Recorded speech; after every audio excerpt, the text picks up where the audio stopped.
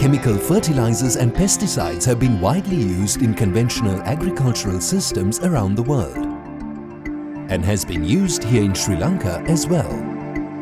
Sri Lanka started using agricultural chemicals in the early 1950s. But until then, most small-scale farmers had been farming without the use of such chemicals. However, with the rising global population and the demand for food increasing, due to land resource limitations, we were urged to use agricultural chemicals to maximize crop productivity. மக்களின் பசியை போக்குவதில் விவசாயிகளின் பங்கு எவ்வளவு முக்கியமானதோ அதேபோல் மக்களுக்கான நஞ்சற்ற உணவை வழங்குவதும் விவசாயிகளின் பாரிய கடமையாகும். விவசாயிகளாகிய எங்களின் மேலாண்மை நோக்கம் விவசாயத்திலிருந்து பாரியளவான வருமானத்தை பெறுவதாகும். அதற்காக பல உள்ளீடுகளை எவ்வித முன் யோசனையும் இன்றி பயன்படுத்துகின்றோம். உதாரணமாக செயற்கை இரசாயன பசலைகள் மற்றும் கீடை நாசினிகள் பாவனைகளை கூறலாம். எங்களில் எத்தனை பேர் இப்பொருட்கள் அடைக்கப்பட்ட பைகளின் அல்லது போத்தல்களின் உரைகளில் உள்ள குறிப்புகளின்படி இவற்றை பாவனை செய்கின்றோம். இக்குறிப்புகளை கவனியாமல் தாந்தோன்றித்தனமாக பாவிப்பதனால் இந்நச்சுத்தன்மையான ரசாயன பொருட்களின் எச்சங்கள் விவசாய உற்பத்தி பொருட்களில் செறிவடையக்கூடிய சந்தர்ப்பங்கள் மிக அதிகளவில் இருப்பதுடன் அவை மனிதனில் ஏற்படுத்தும் நோய்களும் அதிகளவாக உள்ளன. Pesticides cause several adverse health effects after long-term exposure. The effects range from mild allergies, rashes, breathing difficulties, neurotoxicity, and reproductive abnormalities to deadly chronic diseases like cancer. Besides, it can destroy soil health and threaten future production.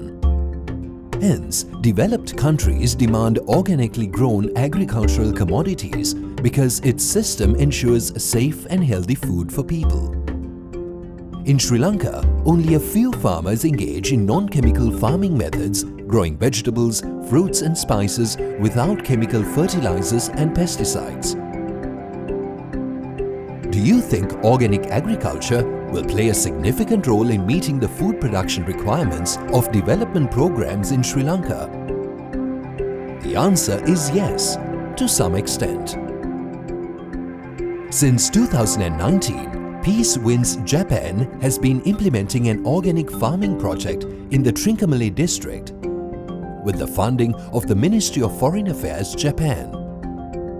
This project is to create and promote the growth of suitable crops while providing consumers with nutritious food for a healthy life.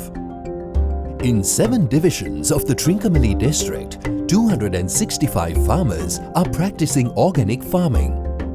87 of them have obtained the organic certificate from Good Market, and some have already begun marketing.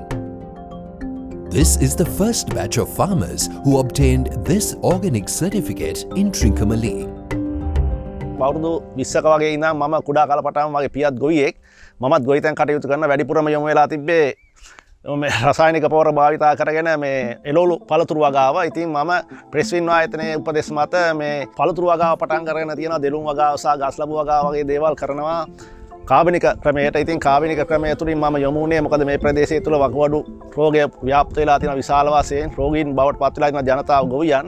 ඉතින් ඒක නිසා තමයි මම මේ වගාවට කාබනික වගා ක්‍රමයට යොමු වුණේ. ඉතින් මම හිතනවා ඒක ඊටම සාර්ථකයි මානසික වශයෙන් අපිට ඒක සුවයක් දැනෙනවා.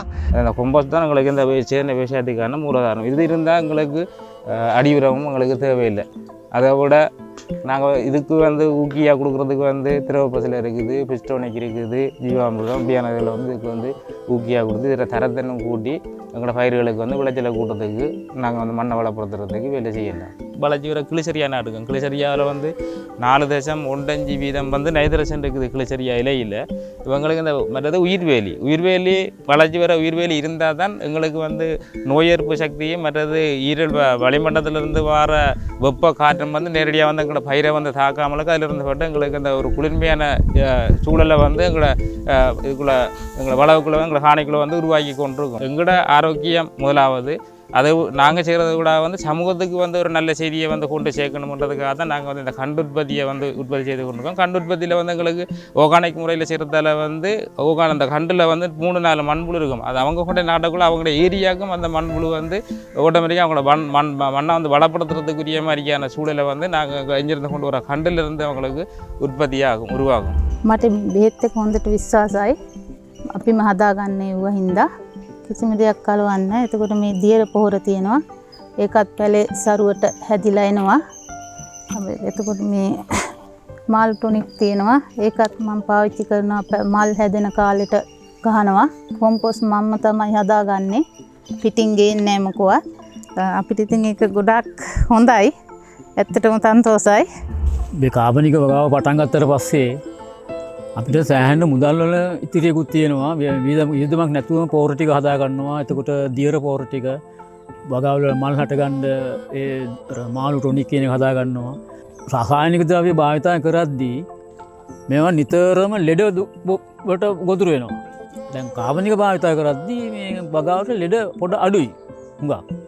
මම නම් කියන්නේ හැමෝටම මේ කාබනික කරනවා නම් මේ රටේ යහපතක් සිද්ධ වෙනවා කියලා තමයි ඉතින් මේකෙන් කරන්නේ. දැන් මේ මහත්තුරු අපිට මේ මග පෙන්වීම යටතේ මම මේ පරිණතවට කරේ.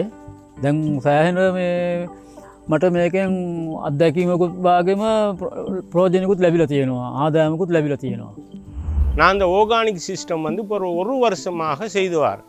அதில் வந்து கொம்போஸ் கூட்டெரு அடுத்தது திரவ எருக்கள் செய்து நாங்களாகவே அனைத்தையும் செய்து நாங்களாகவே எங்களோட பயிர்களுக்கு இதை தெளித்து கொண்டு வரோம். இந்த தெளித்து இந்த கொம்போஸ்ட் போடுற டைமில் நாங்கள் கண்ட அனுபவம் என்னென்னா சுவையான உணவுகளை சாப்பிட்டு போகலாம். எண்ணெய்கள் கடையில் வாங்கி திரவங்கள் வாங்கி செய்கிற நேரம் ஒரு கண்டுக்கு 100 ரூபா செலவு போனால் இதே டைமில் எங்களுக்கு நாங்களே எல்லாம் தயாரித்து இந்த ஆர்கானிக் சிஸ்டத்தில் செய்கிறதில் எங்களுக்கு ஒரு கண்டுக்கு 10 ரூபாவும் போகுதில்லை. ஆனால் இப்போ நாங்கள் ஆர்கானிக் சிஸ்டத்தில் செஞ்சதில் ஒரு மரத்தில் 2 காய் ஆய்வோம் 1.5 கிலோ வரும். கிட்டத்தட்ட இப்போ இந்த 400 அடி வச்சதில் எனக்கு கிட்டத்தட்ட நான் 1.5 லட்சம் ரூபா கத்திரி காய் விற்றுருக்கேன். இப்போ விதை எடுத்துக்கொண்டிருக்கேன். ஒரு விதை வந்து 10 கிராம் 1600 ரூபா நான் கொடுக்குறேன். 10 கிராம் விதை. அடுத்த திரவங்களை வந்து வாங்கி போகிறாங்க, கூட்டெரு வந்து வாங்கி போகிறாங்க. அடுத்து மக்கள் வந்து பார்த்து இப்படியா அந்த இதில் இது பண்ணுன்னு சொல்லி மக்கள் இதில் நன்மை பெறுறாங்க. ஆனால் அந்த ஆர்கானிக் சிஸ்டம் வந்த பிறகு எங்களுக்கு மிகவும் சந்தோஷமாக இருக்கும். Organic farming helps in reducing health risks and ensures the products are nurturing. அசேதன உரங்கள், ஃபெர்டிலைசர்னு சொல்லப்படுற அசேதன உரங்கள் பாவனை காரணமாக எங்களோட மண் வளம் பாதிக்கப்படுது. எப்படின்னு பார்த்தீங்கன்னா இந்த அசேதன உரங்களை நாங்கள் பாதிக்கும்போது உங்களுக்கு இந்த மண்ணில் அமிலத்தன்மை அதிகரிக்கிறது. பிஹெச் பெருமானம் குறைக்கப்பட்டு அமிலத்தன்மை அதிகரிக்க காரணமாக அந்த மண்ணில் வாழ்ற உயிரினங்கள், அதாவது கிளியாக்கியல், மண் நுண்ணங்கிகள் இறக்கிறது. ஒரு உண்மையாக மனிதனுக்கு உதவி செய்கிற இந்த நுண்ணங்கிகள் இறக்கிறது காரணமாக மண் வளம் பாதிக்கப்பட்டு தொடர்ச்சியான நீண்ட கால விவசாயம் இங்கே குறித்து போகிறது. இதன் காரணமாக தான் நான் சொல்கிறோம், இந்த விவசாய உரங்களை பாதிக்கிறத தவிர்த்து ஆர்கானிக் ஃபார்மிங், அதாவது இயற்கை விவசாயத்தை ஊக்குவிக்கும் நான் சொல்லிக் கொண்டிருக்கிறோம்.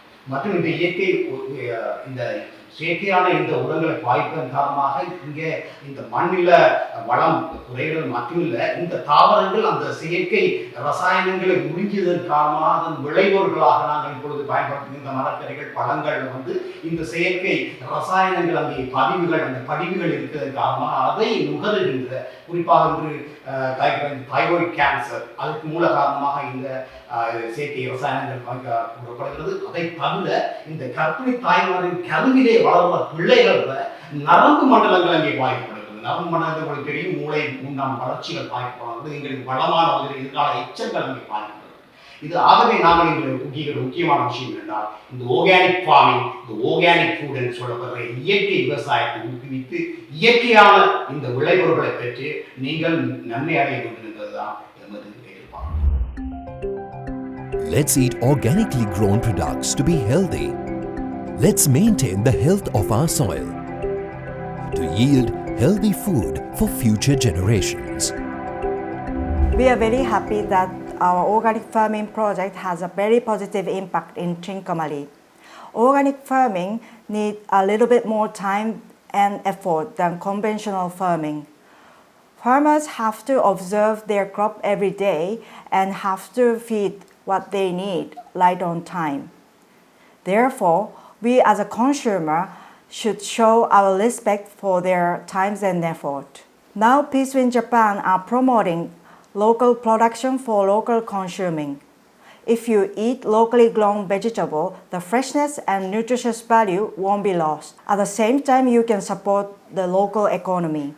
Shopping is a boarding for producers whom you want to support. Our organic farmer and the vendor have weekly market at each DS office and a certain point in Trincomalee. By choosing local organic vegetable, consumer can change the situation together.